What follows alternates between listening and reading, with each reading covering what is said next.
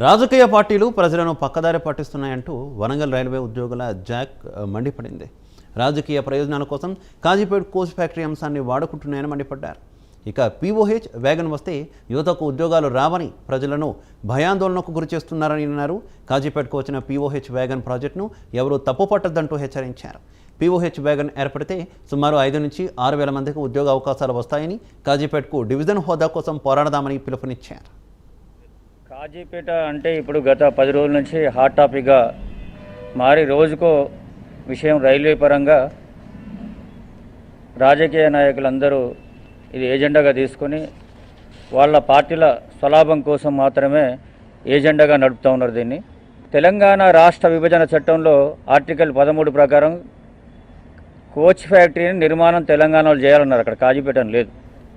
అయినా మేము కాజీపేటలో 4 దశాబ్దాలుగా కోచ్ ఫ్యాక్టరీ కావాలన్న ఆకాంక్షతో మేము తెలంగాణ రైల్వే జేఏసీ నుంచి ఒక 14 సార్లు రౌండ్ టేబుల్ సమావేశాలు పెట్టి అన్ని పార్టీలను ఏకం చేసి అన్ని పార్టీలను కలుపుకొని, అదేవిధంగా కుల సంఘాలను, మత సంఘాలను, వ్యాపార సంఘాలను అందరినీ కలుపుకొని ఉద్యమాలు చేసిన మాట వాస్తవం. అది మీ అందరికీ తెలుసు.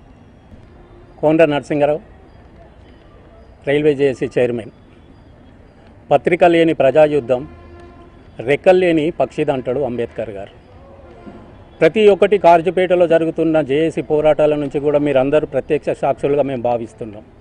మీకు తెలియని విషయం అంటూ కూడా లేదు అని కూడా మేము భావిస్తూ, ముఖ్యంగా కాజీపేట లోపల తెలంగాణ రైల్వే జేఏసీ ఏర్పడిన నుంచే రైల్వే పోరాటాలు మనం ప్రత్యక్షంగా చూస్తున్నాం తప్ప అంతకుముందు ఉన్నటువంటి అనేక ట్రేడ్ యూనియన్లు కానీ, అసోసియేషన్లు కానీ వారి హక్కుల కొరకు పోరాటాలు మనం కాజీపేటలో చూసినాం. కానీ ఈ ప్రాంత పరంగా జరిగేటువంటి ఒక మోసాలు, అన్యాయాలు, ఇక్కడి ప్రాంతానికి జరిగేటువంటి విషయాలపైన జేఏసీ ఏర్పడిన తర్వాతనే మనం పోరాటాలు చూస్తున్నాం అనేది మీ అందరి ప్రత్యక్ష సాక్షిగా మేము భావిస్తున్నాం.